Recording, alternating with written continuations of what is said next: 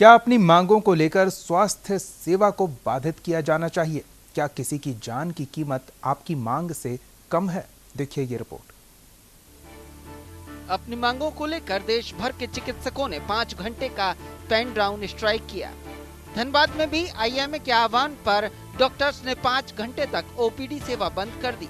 इस हड़ताल से दूर दराज से आए मरीजों को भारी परेशानी उठानी पड़ी। मैं यहाँ आया हूँ, ये पर्ची मैंने कटवाया है। जब डॉक्टर से मैं दिखाने गया तो वहाँ पे कोई नहीं थे और मैं उनसे ये बोला कि आखिर मैं इनसे कैसे दिखा सकता हूँ, सिविल में क्या दिखा सकता हूँ? तो बोले कि हाँ वो सिविल में बैठते हैं, 1 बजे से बैठेंगे बाहर। तो मैंने उनसे पता पूछा और इसके बाद अब 1 बजे के बाद वहाँ मैं उनसे बात करूँगा डॉक्टर साहब से, आखिर ऐसा क्यों हो रहा। लाइन लगाकर डॉक्टर से मिलने के लिए रजिस्ट्रेशन कराने के बाद जब ओपीडी में चिकित्सक नदारद मिले तो मरीज और उनके परिजनों का गुस्सा भी 7वें आसमान पर पहुंच गया।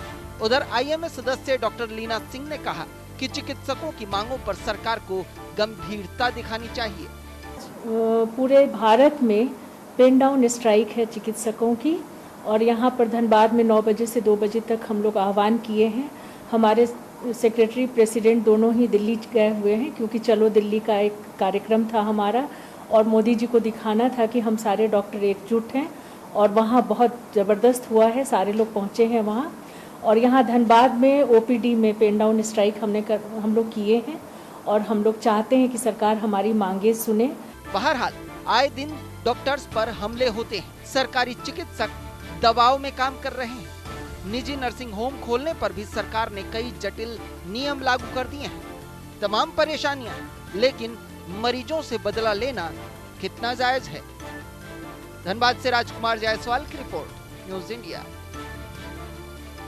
हमारे संवाददाता राजकुमार जायसवाल हमारे साथ फोन लाइन पे जुड़े हुए हैं। राजकुमार, ये तो अजीब बात सामने आई कि डॉक्टर्स हड़ताल पे हैं, लेकिन हड़ताल केवल सरकारी संस्थानों में, निजी क्लिनिक में वो पैसे लेकर मरीजों का इलाज करने के लिए तैयार हैं।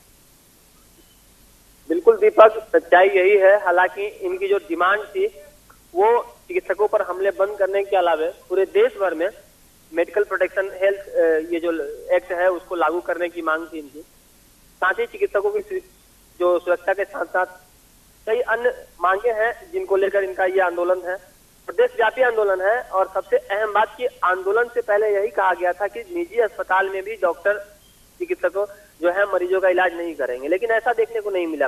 निजी अस्पतालों में इलाज चलती रही। सिर्फ सरकारी संस्थान जो है, चाहे वो पीएचसी हो, चाहे वो मेडिकल कॉलेज हो, चाहे वो सीएचसी हो, इन तमाम जगहों पर, इसके अलावा जो रेफरल अस्पताल है, इन तमाम जगहों पर डॉक्टरों ने अपना कलमबंद हड़ताल जो है वो दिखाया। महज 5 घंटे के लिए ये हड़ताल था, लेकिन सोचने वाली बात यह है ओपीडी का समय शुरू होने से लेकर अंत समय जो 2 बजे तक का होता है, उसके बाद डॉक्टर ओपीडी नहीं करते हैं। इसका मतलब कि आज ये हड़ताल सिर्फ 5 घंटे का नहीं बल्कि 24 घंटे का ये हड़ताल हो गया। अब जो मरीज आज नहीं दिखा पाए वो अब कल ही दिखा पाएंगे, अगर बच गए तो। बिल्कुल, अगर जान बच गई तो वो कल दिखा पाएंगे। सबसे अहम बात यह है कि पूरे झारखंड, अगर हम झारखंड के पॉइंट ऑफ व्यू से बात करें तो झारखंड के सुदूर ग्रामीण इलाकों में लोग इतने गरीब हैं कि उनको सरकारी अस्पतालों का रुख करना उनके साथ मजबूरी है।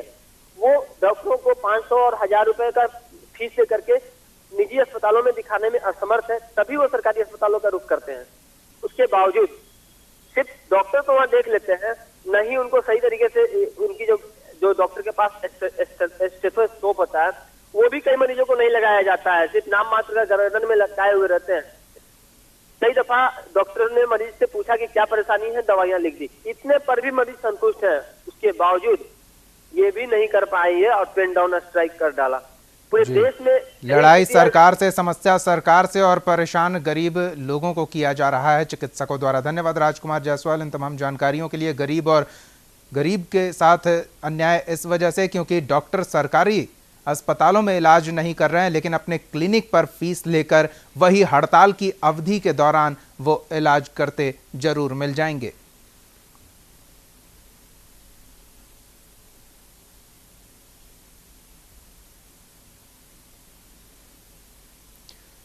और इस बीच एक बड़ी खबर मिल रही है रांची से मिल रही इस वक्त की बड़ी खबर आपको बताएं, जहां कैबिनेट की महत्वपूर्ण बैठक खत्म हो गई है। 12 प्रस्तावों पर मुहर लगने की जानकारी मिल रही है। 11 पर स्वीकृति और एक प्रस्ताव स्थगित किया गया है। उच्च शिक्षा विभाग के प्रस्ताव को फिलहाल कैबिनेट ने स्थगित कर दिया है। इसके अलावा कोल्हान और पलामू समेत 4 क्षेत्रीय प्राधिकरण का विस्तार किया जाएगा। राज्य के आंगनबाड़ी केंद्रों के लिए 26.26 करोड़ रुपए स्वीकृत किए गए हैं। आंगनबाड़ी केंद्रों में गैस सिलेंडर, चूल्हा, स्टोव और रेगुलेटर दिया जाएगा। रांची से इस वक्त की ये बड़ी खबर। कैबिनेट की महत्वपूर्ण बैठक में 12 प्रस्ताव पेश किए गए, जिनमें से 11 प्रस्ताव स्वीकृत हुए हैं और एक प्रस्ताव को स्थगित रखा गया है। उच्च शिक्षा विभाग से जुड़े प्रस्ताव को कैबिनेट ने फिलहाल होल्ड पर रखा है।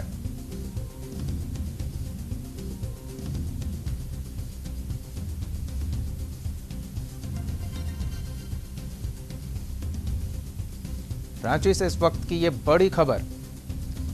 कैबिनेट की बैठक खत्म हो गई। कैबिनेट के इस बैठक में 12 प्रस्ताव पेश किए गए, जिनमें से 11 प्रस्ताव पारित किए गए, जबकि एक प्रस्ताव को स्थगित किया गया।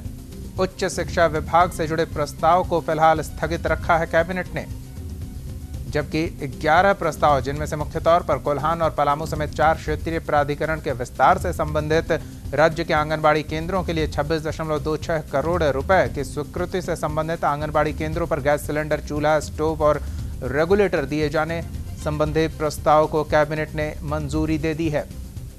आप हमारे चैनल को YouTube पर सब्सक्राइब कर सकते हैं, न्यूज इंडिया निम्स पर।